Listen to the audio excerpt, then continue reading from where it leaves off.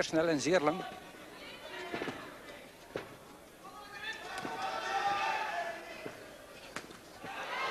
Weer die linker direct. Dubbele linker direct die aankwam. Weer een linker direct. En weer die linker direct. Fumbo lacht ermee, maar hij moet er niet meer lachen. Het is Nyakana nu die de bovenhand neemt.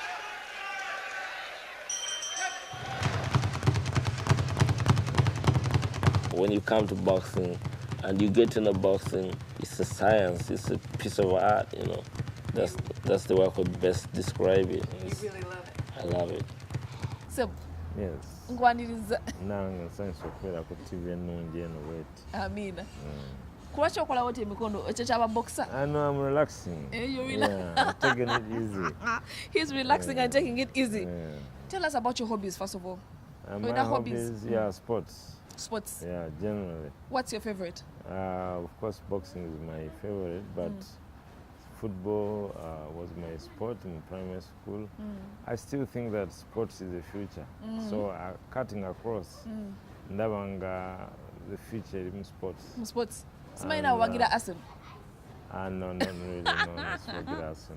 So wagira asim. Nenga overall integrate abana Uganda ku nsonga sports ya ndala tutegeranga various sports. Songa ate munsi awala wonna sports yesooka ebyo bigoberera tusobola kwogera ku Trump ng'oyogedde ku Muhammad Ali. Like the two can't even compare. At all. Tusobola kwogera ku Prime Minister of Bungereza ng'oyogedde ku Rooney. You can't talk about anyone in America now ng'oyogedde ku Mayweather. So sports erina ekifaananyi kinene nnyo kyeyamba abavubuka okubawa inspiration n'okuba guidinga mu discipline n'okubafuula product ne baba nga basobola okuba nga beeyamba personally n'okuinspiringa bannaabo abalala mu ngeri endala yonna kulaba nga bakulaakulana. So personally nze ndoza sports enamba emu bintu byonna byonna. So sirina kirala kyensobola ku comparing ku sports. Of course ekikulu ekirala kinene nnyo education kubanga education ekuwa omusingi nosobola okubeera coherent nosobola okutegeera ebigenda mu maaso n'okuinterpreting ebintu nga birina okubeera n'okubiddamu bulungi nga bwe kyetaagisa. So of course education naye omusingi mulungi nnyo. Yes. Before we get to the schools you went to, wajawa the zeal, because we know usually people who go for boxing bayina challenges abayitamu ng'abantu ng'okutabuka omutwe, that disease of Parkinson, like bakuba ennyo, gwe wajjawo amaanyi n'obuvumu ogamba nti let me join boxing? Well, ekisooka is a bit ignorant abagamba nti Parkinson akwata abakyala akwata abasajja ndadala mu myaka egitambudde. Muhammad Ali afuna Parkinson nga bukyali nnyo, kirabika nga balina ebiragayi bamukuba kubanga ne buba olwadde Parkinson ejjanga mu late 70s, late 60s. Generally kubanga nze nali nsamba mupiira mu Aga Khan Primary School, and next to us waliwo UTC Boxing Club nga bwe tuzannya omupiira tufuna obutakkanya ne butiimu nga tuli baana bato nnyo tugetinga interested, ntandika boxing awo Kampala High bamaanyi nnyo mu bikonde, Kolo High, Koleses, Lubiri, Agre, a couple of schools, Namiryango, Kako, and Charlie inspiring for us at the time. Twali bana batono alinga 12 years old. Nga fun. It was just for fun. Fun, of course, for fun. And no kubanga tuli like defense, like self-defense and stuff. And also creating our own empire. Yeah. Kubanga more individual sport, you create your own empire. Yes. And you sustain it as much as you can. Yeah. Ng'omuvubuka, walina omutakwatirako, because these days you talked about, abavubuka okubanga tebakyenyigira mu sports, oba eggwanga lyaffe okubanga teri supporting sports. Naye nga tetulaba behind, there's no one pushing, for example, like recently abali bagenda mu sports okukiikirira Uganda ebweru, but ugekiseera nga they don't even have shoes, they don't even have kit, the sports kits okugenda nabyo. Wenga omuvubuka waliwo omuntu ali akuyamba okupushinga? Well, ekisooka olina okusooka n'owezimba, olina okusooka n'okola n'obeera driven gwe wennyini, n'osobola okuba nga okola ebyenjawulo. Bw'okola ebyenjawulo n'obuildinga image yo, buli muntu ajja kujja akunoonye. So si kituufu nti buli kaseera olina okufuna omuntu akupushinga. Naawe wennyini olina kukola self driven okufuna omuntu akupushinga. Tulina ebizibu ebyo because even current badde nnoonyeza abaana abagenda e Brazzaville Congo for the African Championship mu bikonde nga tugenda mu bantu netunoonyanoonya ku abayambako tiketi biki byonna naye era oli bwaviirayo kuyamba olina okuba nga oli self driven, olina okuba nga oli motivated, olina okuba nga olina discipline, olina okuba nga olina good character, olina okuba nga olina good interpersonal n'embeera ezikwatagana ne buli muntu at whatever level. What highest level did you attain mu boxing? Boxing nali world champion, World Boxing Federation. Nali nawangwa gold medal mu Commonwealth Games in 1990. I was the last one to win that gold medal in Uganda. Nawangwa African Championships. Named for the Best Boxer Award mu 89 at Seychelles. Couple of other things, you know. Couple of other things. Yes, people watching the show would love to know, which schools did you attend? Which schools did you go to? I went to Hoima Primary School, Hoima Public.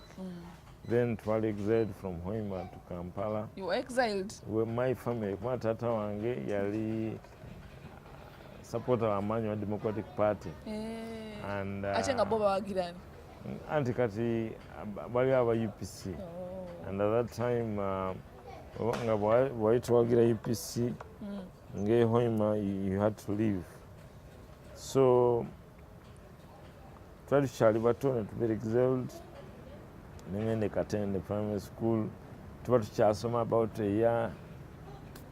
President Museveni n'amagye ge ne galumbayo, ne tu-breaking for some time, nenzira ku Aga Khan. Mmaliriza P7 mu Aga Khan. Omuyindi ne batulumba ate our family ffenna ne batukwata. My father was away ne my mother was away. Ne batukwata, muzeeyi wange ali Dubai at that time, kuba baasobolanga Dubai. Ne batukwata about 83 awo. Ne batutwala Mbuya. Ne tubeera e Mbuyanga for a night. I was about 12 years at that time. Then ku makya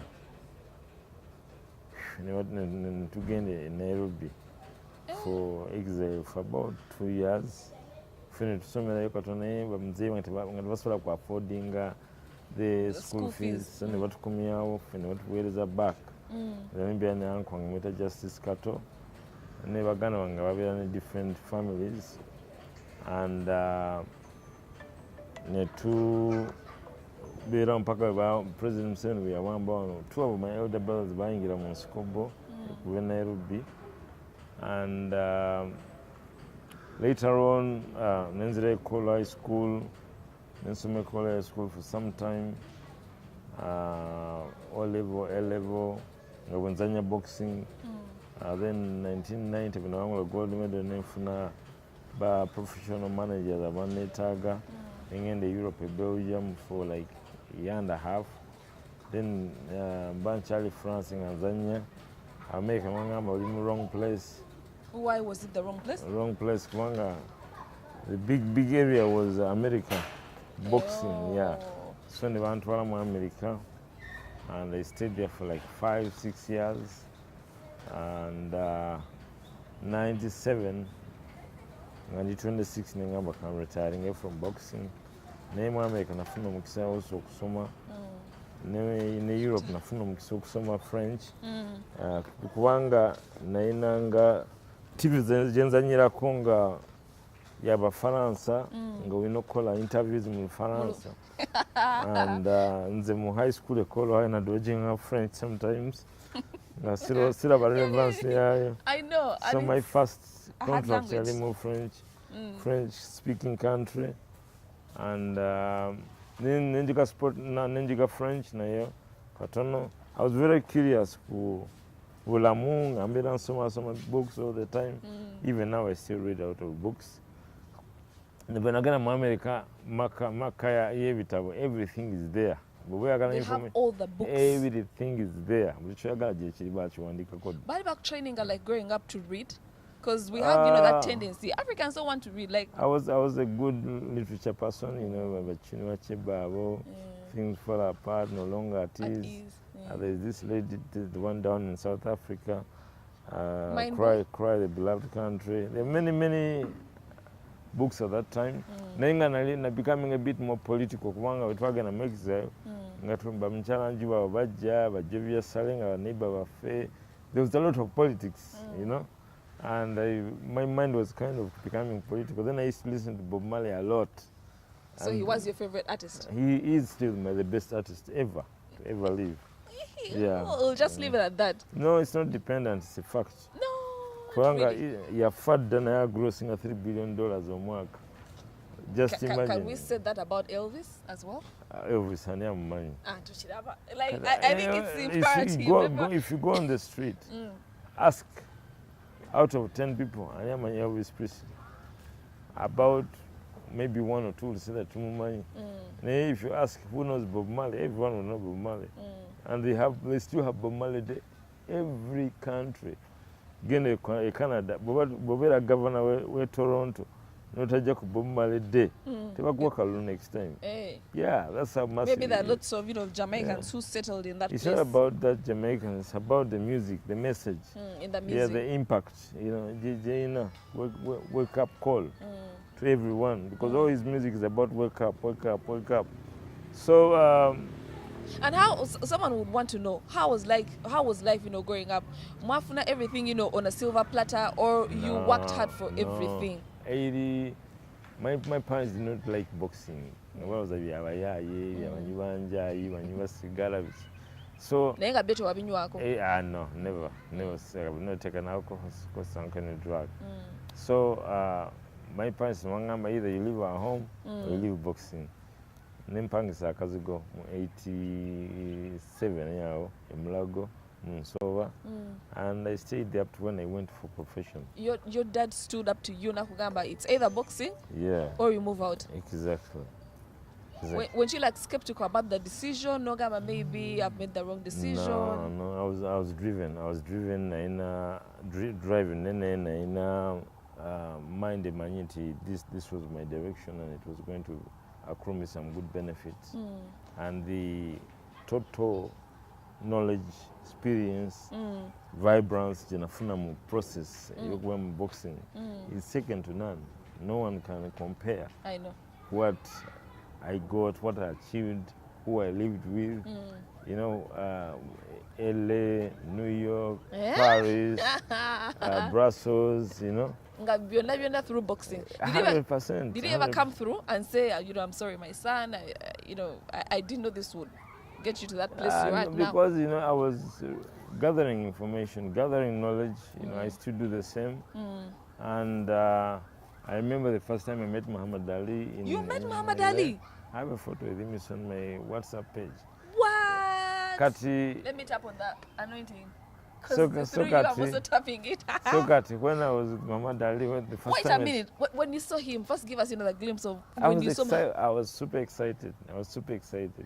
Like, did he try to tease you? Like, he was very amazing. Because I showed him the photo of my daughter Raquel. She's a big girl. She was a little kid then.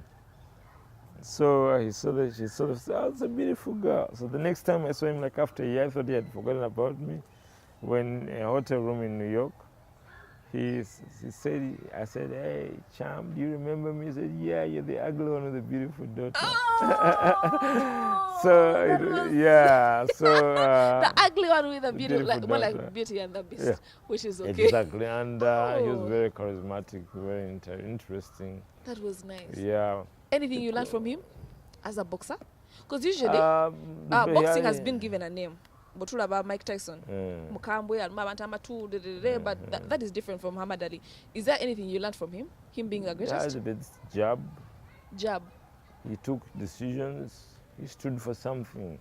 Because when they told him to go to Vietnam to fight the American war, he said, "Why would I go to Vietnam to fight poor people when black people in America are also poor and suffering? And I go and fight your war?" He said, "I'm not going to do that." And they told him that we're going to take your license away. He said, please take it. He took his title away. He spent 3 of his prime years not boxing because they had refused to go to Vietnam and fight the American war. And that's what made him the greatest.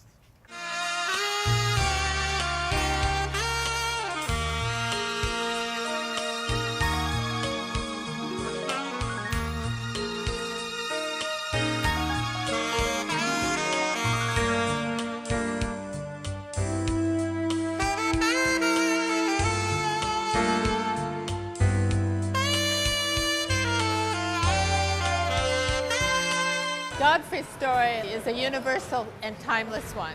It could be about boxing or any goal that you put your heart into and that can break your heart too. This film. I have to fight for my life. If I don't fight in the ring after my career, I have to fight in the daily life. Everybody's fighting in the daily life. You have to survive.